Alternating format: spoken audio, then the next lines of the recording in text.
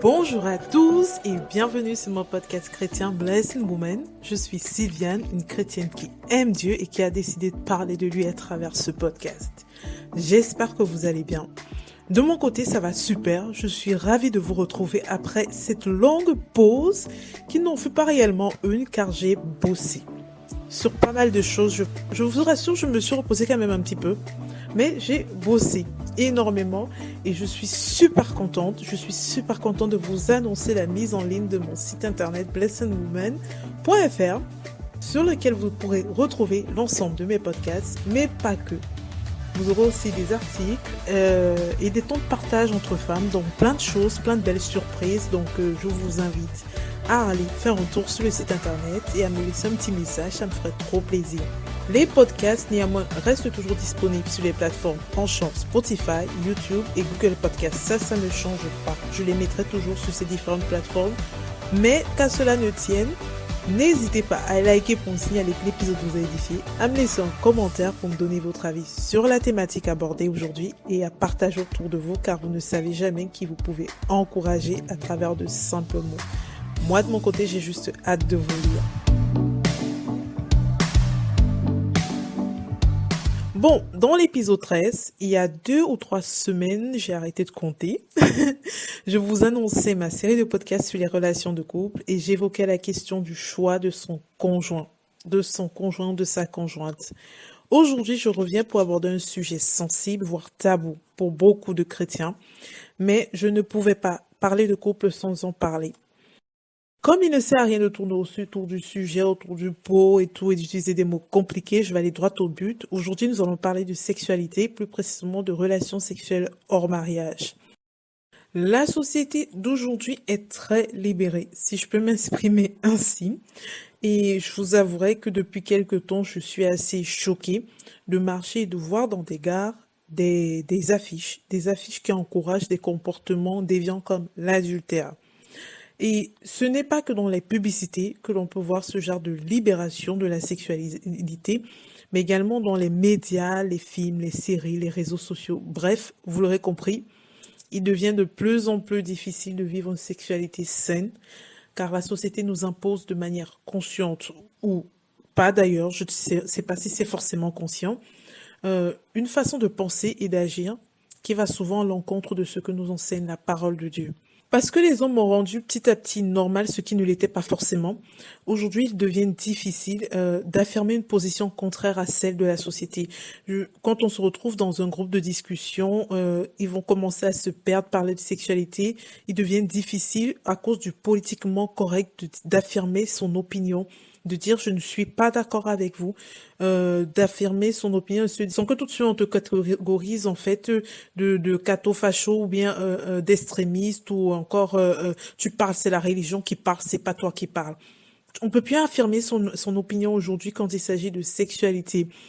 Et dans cette recherche de normalité, malheureusement, beaucoup de chrétiens se sont perdus à force de faire des compromis, à force de vouloir entrer dans le moule, à force de vouloir être comme tout le monde. Le monde nous a fait croire, sous prétexte de la liberté de disposer de son corps, que c'est la norme d'avoir des relations sexuelles au mariage avec autant de partenaires que l'on souhaite. Mais j'ai envie de vous dire que c'est faux.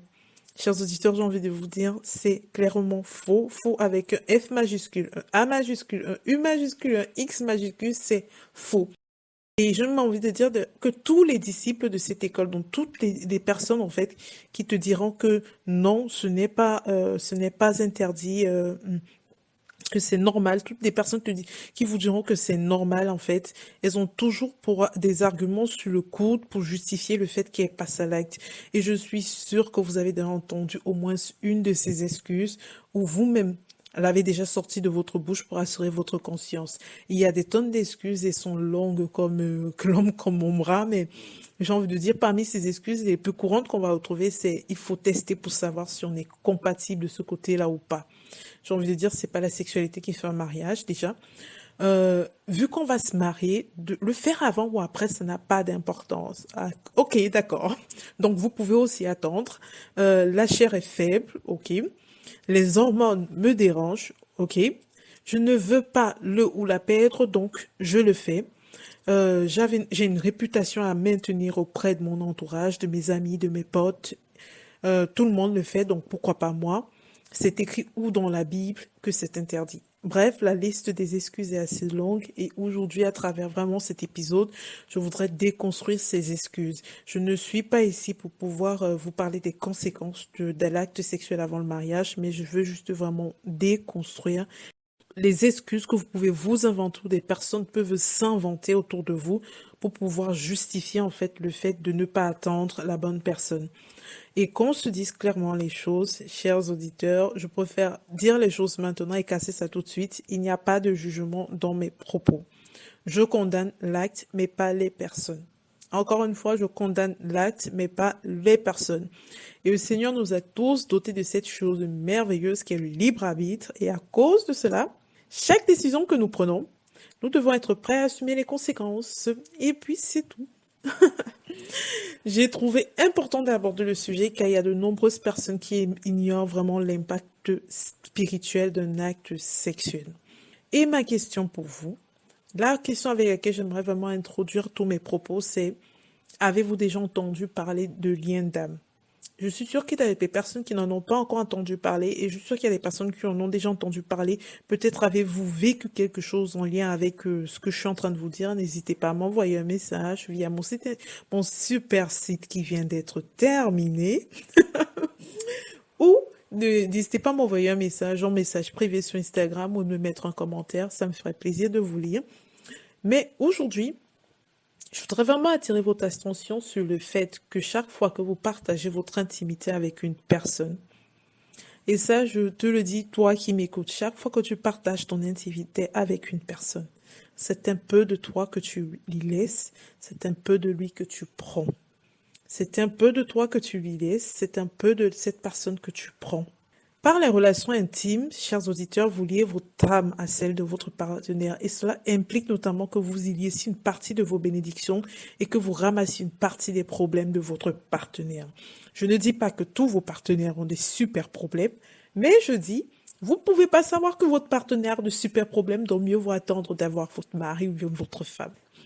Et pour, et pour illustrer mes propos de manière très directe, j'ai envie de dire, tout le monde peut se faire un dessin de ce que je vais dire. C'est très explicite, c'est très carré ce que je vais dire.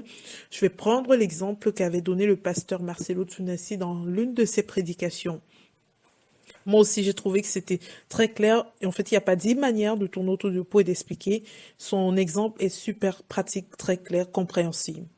Quand vous couchez avec une personne, si cette personne avait 10 démons, à la fin, il lui en reste 5 et il vous en a refilé 5. Voilà, c'est aussi simple que ça.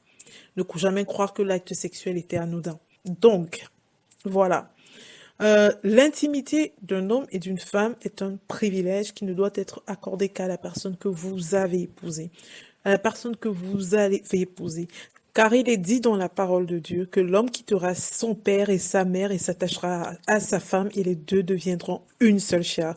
J'insiste bien sur le mot épouser car une relation de copain-copine qui dure depuis 10 ans, depuis 15 ans, depuis 5 ans, depuis tel nombre d'années.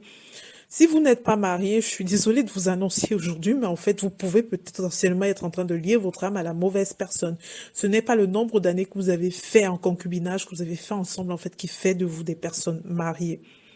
Il n'est pas écrit, en fait, que l'homme quittera son père et sa mère et s'attachera à sa copine, et les deux ne formeront qu'une seule chair. On a dit sa femme, pas sa copine.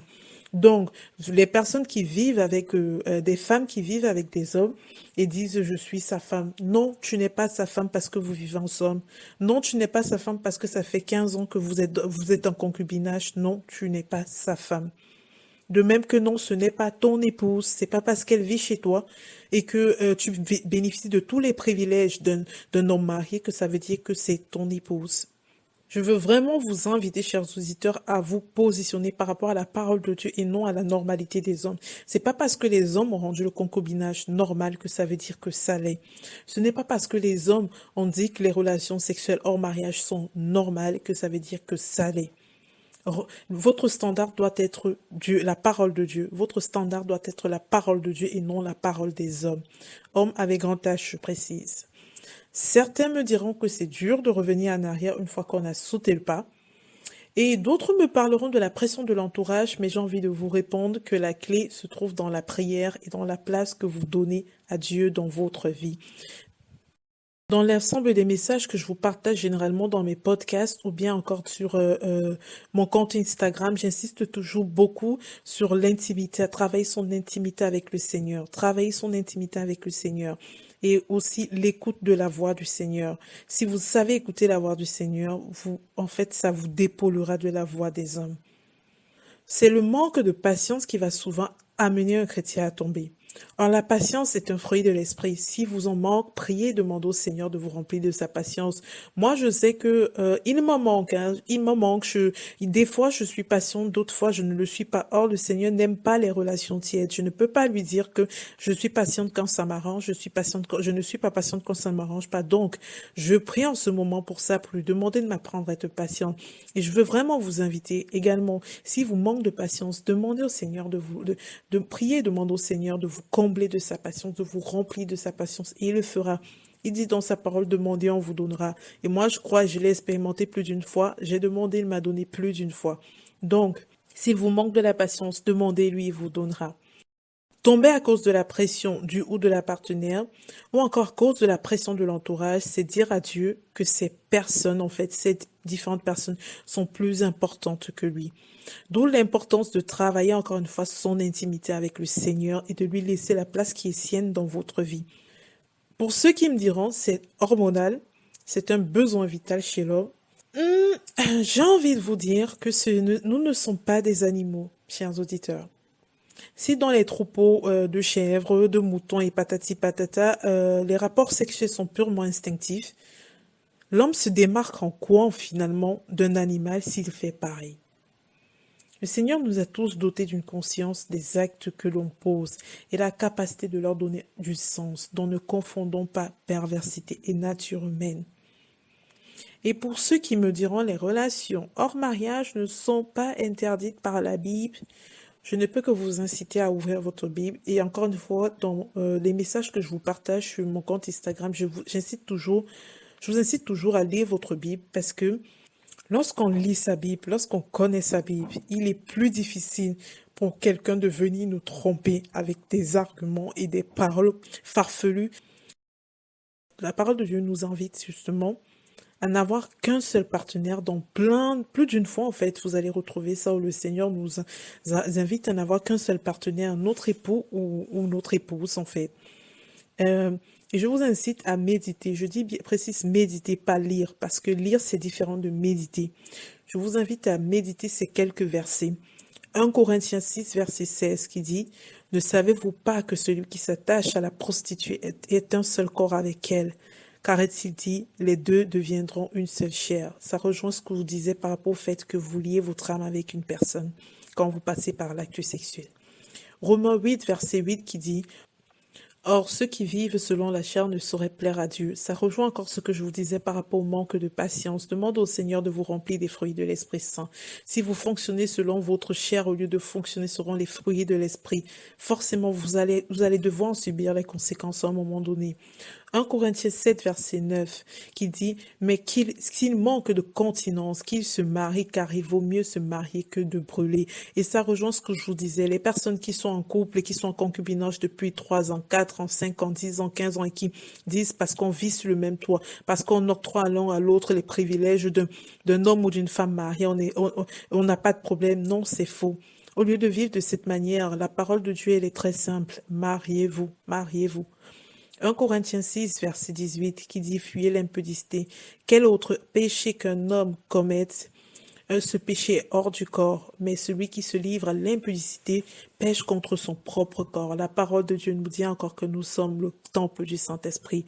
Et lorsque nous commettons l'impudicité, lorsque nous commettons l'acte sexuel hors mariage, nous péchons contre notre corps, nous faisons du mal au temple du Saint-Esprit. Donc, chers auditeurs, je vous invite à aller méditer ces 4 versets, 1 Corinthiens 6, verset 16, Romains 8, verset 8, 1 Corinthiens 7, verset 9 et 1 Corinthiens 6, verset 18. Il y a des personnes qui se sentent seules et se réfugient dans la multiplication de partenaires. Je voudrais vous encourager à faire du Seigneur votre meilleur ami. Croyez-moi, vous ne ressentirez plus la solitude si vous faites du Seigneur votre meilleur ami. Chers auditeurs, je voudrais vraiment vous encourager aujourd'hui à ne pas laisser la culpabilité être votre partage. Parce que certains peuvent écouter mon podcast depuis le début et le malin utilise en fait mes mots pour pouvoir implanter des paroles dans leur tête, implanter des pensées négatives ou implanter des choses dans leur cœur. Non, non, peut-être, j'ai envie de dire, vous avez peut-être chuté ce matin avant d'écouter mon podcast, ou vous allez peut-être chuter après avoir écouté mon podcast. Mais et alors, j'ai envie de vous dire, et alors? Vous savez ce qui est formidable avec le Seigneur, c'est sa capacité à nous restaurer. Mais pour qu'il puisse agir, nous devons prendre la décision de le laisser agir. C'est une décision que nous devons prendre. Il ne la prendra pas pour nous. C'est nous qui devons prendre cette décision de le laisser agir. Et même quand nous allons prendre la décision de le laisser agir, il peut arriver que vous tombiez, que ce soit la semaine, le jour même vous avez décidé de prendre la décision, que ce soit la semaine, que ce soit 2 jours plus tard. Mais et alors, encore une fois, je vous dis, le plus important, c'est que chaque fois que vous tombiez, vous vous rendiez compte que vous tombiez, que ce soit avec sincérité, que vous lui demandez de vous fortifier, que vous lui demandez de vous restaurer, que ce soit fait avec sincérité, parce qu'encore une fois, le Seigneur regarde au cœur. Il regarde au cœur. Donc, pour ceux qui vont tomber, ils vont dire que parce qu'on a dit quand on demande pardon, on est pardonné. Là, sachez que le Seigneur le sait, hein. Comme je dis, le Seigneur regarde au cœur. Voilà. Si aujourd'hui, tu te trouves dans cette situation, moi, je voudrais juste t'inviter à prendre cette décision et à lui dire, oui, Seigneur, je veux que tu me restaures, car je ne veux appartenir qu'à mon époux ou à mon épouse. Et mon conseil pour vous aujourd'hui, chers auditeurs, c'est développer votre intimité avec Dieu avant de vouloir développer une intimité avec les hommes, avec grand H, bien sûr. Nous sommes arrivés au terme de cet épisode et comme chaque lundi, je vais prendre un temps de prière pour vous. Donc, je vous invite à laisser le Saint-Esprit vous conduire dans ce temps. S'il vous dit de vous mettre à genoux, faites-le. S'il vous dit de rester debout, faites-le. S'il vous dit de fermer les yeux, faites-le. Encore une fois, laissez le Saint-Esprit vous conduire pendant ce temps de prière. Merci Seigneur pour la vie de mon frère et de ma sœur qui écoutent en ce moment ce podcast. Nous voulons te demander pardon. Car dans ta parole, tu as dit que nos corps sont le temple du Saint-Esprit et que nous devons en prendre soin. Mais dans notre nature imparfaite, plus d'une fois, Seigneur, nous n'avons pas su garder notre corps comme tu nous l'as demandé. Dans ton infinie bonté, tu as toujours attendu patiemment que nous revenions à toi et aujourd'hui, nous prenons la décision, mon Dieu, de respecter nos corps car ils sont précieux à tes yeux. Nous venons devant toi puiser notre force afin que de ne pas nous laisser diriger par les choses de ce monde, par les décisions de ce monde, par la normalité de ce monde. Nous voulons garder constamment les yeux fixés sur toi et ta parole. Viens nous transformer, Seigneur. Viens nous renouveler. Viens nous donner un cœur patient afin que nous restions purs dans l'attente de la réalisation de ce merveilleux projet que tu as pour nous, le mariage. Tu as dit l'homme quittera son père et sa mère et s'attachera à une femme. Et ensemble, ils ne formeront qu'une seule chair.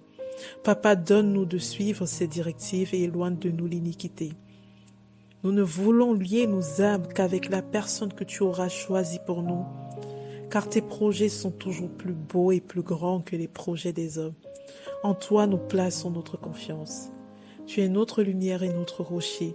Ô Seigneur, tu es notre lumière et notre rocher. Et parce que nous avons décidé de nous abandonner à toi, parce que nous avons décidé, Seigneur, de nous abandonner dans tes bras, nous savons que nous sommes plus que vainqueurs sur le péché sexuel, car notre Dieu n'échoue jamais. Amen. Que ce verset vous accompagne tout au long de cette semaine. Galates 6, verset 8 qui dit « Celui qui sème pour sa chair moissonnera de la chair la corruption.